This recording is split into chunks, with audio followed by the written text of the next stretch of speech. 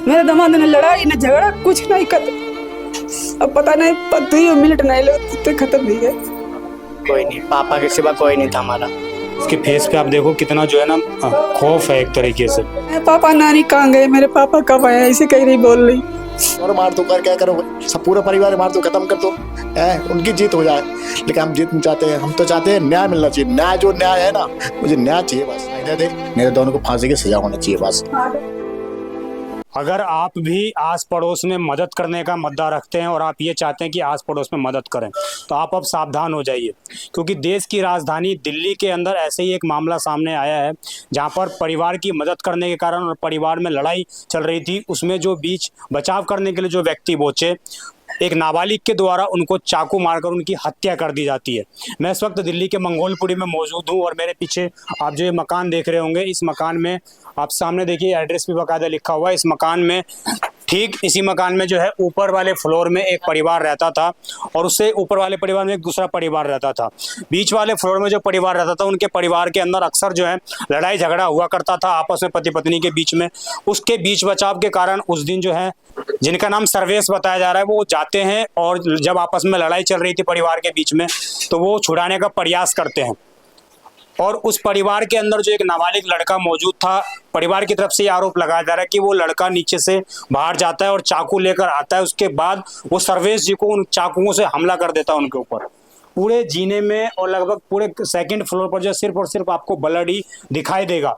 जो घर की सबसे छोटी बेटी है, सबसे पहले उसी ने देखा कि उसके पापा के ऊपर हमला कर दिया गया। वो लड़की काफी सहम गई और उसने जो अपने बड़े भाई को बुलाया, तत्पश्चात जो है जब बड़ा भाई आया तो उसको भी, उसके ऊपर भी वो लड़का हमला करता हुआ नजर आया। वो इतना बेखौफ होकर वो दिन था और चाकू से लगातार वो जो कहना कहीं सर्वेश जी पर हमला किया जा रहा था।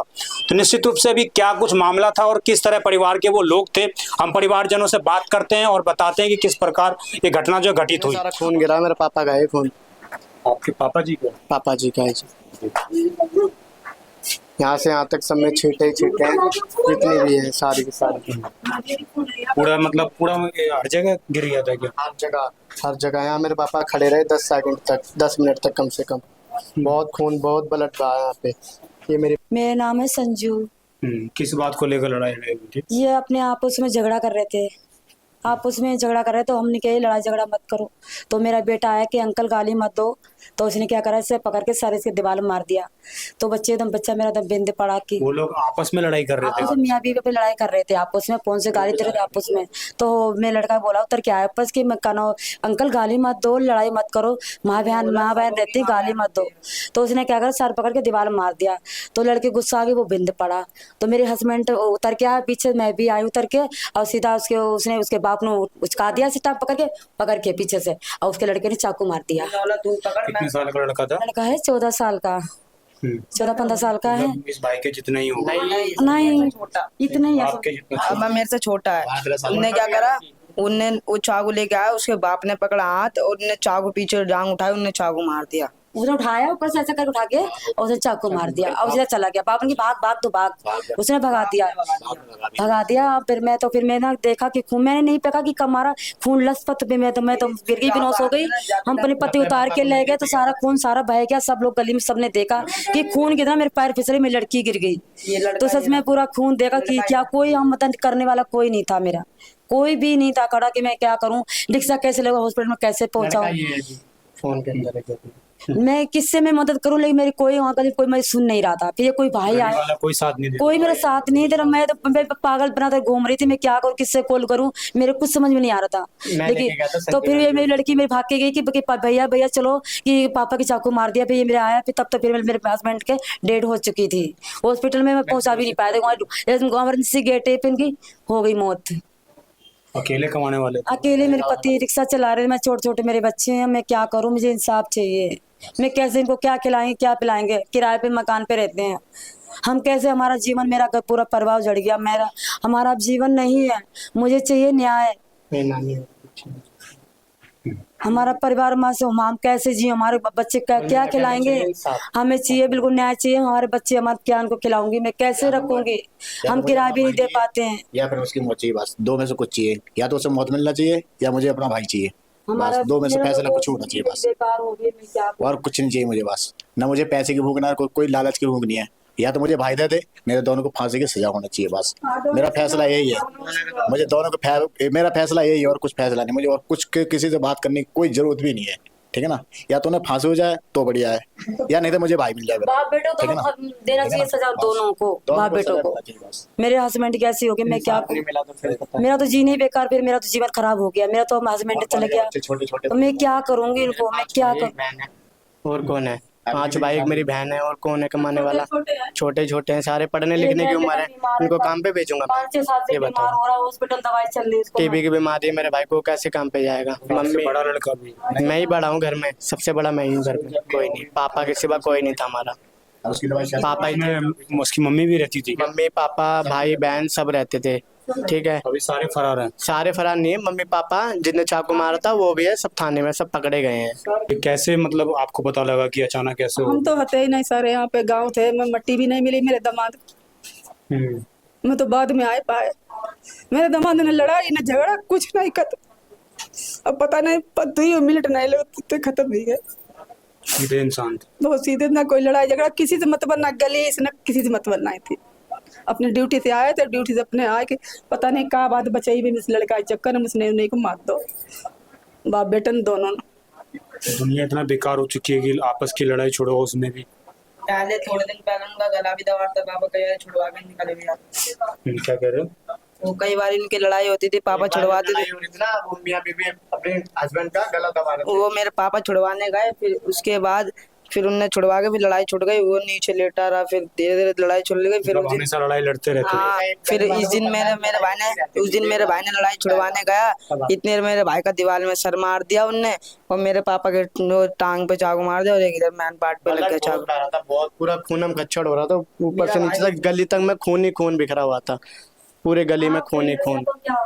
अब आप ही के पास है जो भी कुछ करना है, बस हाथ जोड़ के निवेदन यही है आपसे, इंसाफ मिलना चाहिए और कुछ नहीं चाहिए। अभी पुलिस ने क्या किया? पुलिस कार्रवाई कर रही है, थाने के अंदर है, बताओ क्या से क्या कर सकते हैं। केसेस लिख लिया उन्होंने? सब कुछ सब कुछ। अभी अब सुनवाई आई कि 2-3 लड़के घूम रहे हैं चाकू मारने के लिए बच्चों के लिए। अभी अब जो बच्चा तालो लगा के बैठे हैं, कमरा बताओ कैसे जिए। अभी किसी ने बोली कि लड़का घूम रहा है बच्चों को मारने के लिए, तो चाकू ले दो। मैंने कि कमरा खाली कर दो, चलो मेरे कमरा पे बैठे, चले तो बच्चा करे कैसे जाए, कहाँ लिख रहे हैं, निकलना भी बहुत मुश्किल। निकलना है तो कुंडी लगाए बैठे बच्चा, बताओ। धमकी भी दी? धमकी यहाँ के मार देंगे, निकलेंगे बाहर मार देंगे। उसके कोई है 2 तैयार, पता नहीं कौन है। क्या नाम था उस लड़के का जिसने ये काम किया है? निखिल नाम है जी। उसके बाद निखिल, उसके बाप का नाम है बबलू, उसके लड़के का नाम है निखिल जिसने चाकू मारा है। घर में चाकू मारा है कि कोई दूसरा चाकू? नहीं मार, चाकू लेके आया। चाकू कोई घर का चाकू नहीं, था? चाकू बाहर नीचे से लेके आया वो। नीचे से लेके आया चाकू? हाँ, चाकू किसी से लेके आया हो, फिर एक पता नहीं उसके घर कौन में है। भी था। मतलब घर वाला चाकू नहीं था वो? नहीं, पता नहीं कहाँ से लाया चाकू। पता कहाँ से लाए। भाई से प्यार था, ठीक है ना। मेरी आत्मा आज इतनी रो रही, बच्चों के पीछे रो रही, ठीक है ना। मैं एक दिन रोटी भी नहीं खा रहा हूँ, ठीक है ना। खाना खाता हूँ मैं, आत्मा रोता हूँ, ठीक है ना। घर पे जाता हूँ, ठीक है ना। आज मेरा भाई नहीं है तो मैं भी नहीं हूँ, ठीक है ना। मैं कब तक इनका सहारा दूंगा, कोई सहारा देने वाला नहीं था। अपने बच्चे देखूंगा, इनको देखूंगा, लेकिन मेरा भाई चाहिए।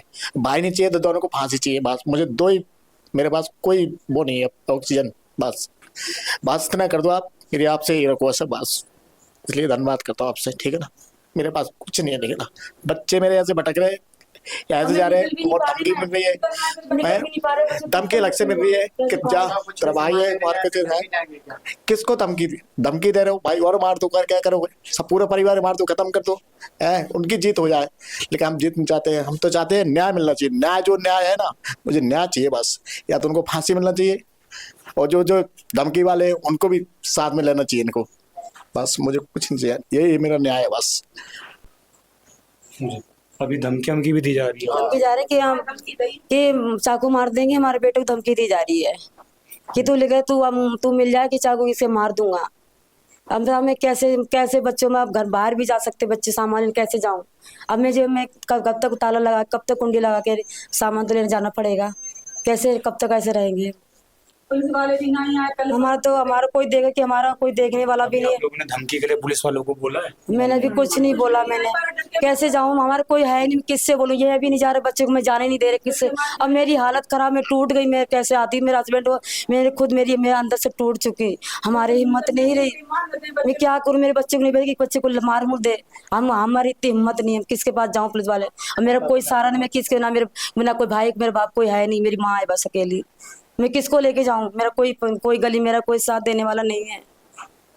और मैं किसको अपने बेटे को जाकर मैं कि मेरे बेटे कोई हमला ना कर दे, हम नहीं इसको भेजना चाहते। अब हम टूट चुके, मेरे हिम्मत नहीं, मैं कैसे जाऊं थाने तक? मैं कैसे पहुंचूं? लगी से पूरे इसके पैर फूटे, इसके धक्का मार दिया था आपको बाबू? इस लड़की हाँ, पुलिस वाले भैया को बुलाने गए थे। इस वाले भैया को छुटाने गए थे आप? बुलाने गए थे। अच्छा, जब आपके पापा को मार रहे थे भागी गई आप थी, थे वहाँ पर उस वक्त? उस समय थे आप? डर गई थी कुछ भी होश हो गई, गिरी गई थी। तो सबको सबको बता रही है कि हाँ कि मेरे पापा चाकू मार दी, चलो तो किसी को पता ही नहीं, कोई था नहीं। बहुत ही ज्यादा डरी हुई पापा आप देखो कितना इसके फेस पे ना, ये बेचारी रोने को तैयार हो रही है लेकिन रो नहीं पा रही है। इसके फेस पे आप देखो कितना जो है ना खौफ है एक तरीके से। पापा कहाँ गए? पापा कब आए? पापा क्या कह रहे हो? ये कह रही कब आए पापा? नानी कहाँ गए? मेरे पापा कब आए? ऐसे कह रही, बोल रही पापा कब आए? कहूँ ड्यूटी गए, ऐसे ड्यूटी से भी आए नहीं पापा मेरे, ऐसे करी है। हमेशा आते थे ना काम पे से, खाना पे सब्जी कुछ लाते थे, खाना पीने के बच्चे की जाकर देते। उन्हें थोड़ी पता। सबसे छोटी लड़की है? हाँ सबसे छोटी है। बहुत प्यार करते थे,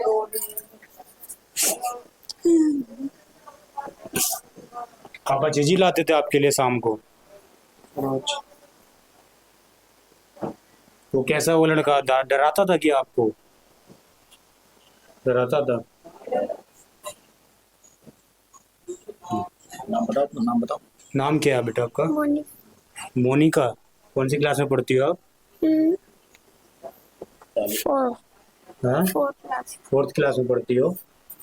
पापा डेली चीज़ लाते थे आपके लिए? ये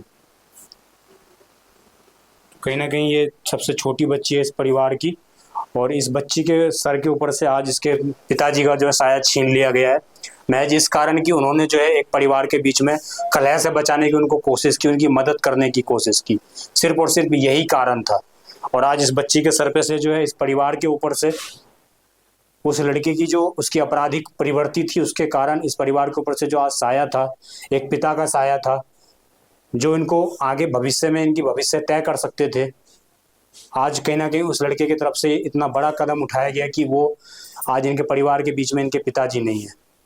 तो दर्शकों, ये आप रूम देख सकते हैं, ये वो रूम था जहाँ पर एक जो बताया जा रहा है जो लड़के जिसने इस तरह घटना को अंजाम दिया है वो इस कमरे में रहा करता था अपने परिवार के साथ, और बाकायदा उस दिन भी जो है इनकी फैमिली लड़ाई हो रही थी, कोई फैमिली प्रॉब्लम होगी उसके कारण आपस में लड़ाई हो रही थी, और ऊपर से एक मानवता होने के कारण, एक मानव धर्म निभाने के कारण वो नीचे आते हैं और परिवार में जो लड़ाई चल रही थी, जो गाली गलौज चल रही थी, वो ये बोलते हैं कि आप और भी इस मकान के अंदर लोग रह रहे हैं, उनकी भी बहन बेटियां हैं, आप अपशब्द मत बोलिए और लड़ाई झगड़ा आपस में मत करो, शांति से रहो। यही नॉर्मली बात थी, और उसी पर जो है किसी तरीके से लड़का इतना आग बबूला हो गया, जो लोग बता रहे हैं परिवारजन कि किस तरीके से वो नीचे से चाकू लेकर आता है और उसके बाद फिर बाप पकड़ता है और उसके बाद उनके चाकू मार दिया जाता है।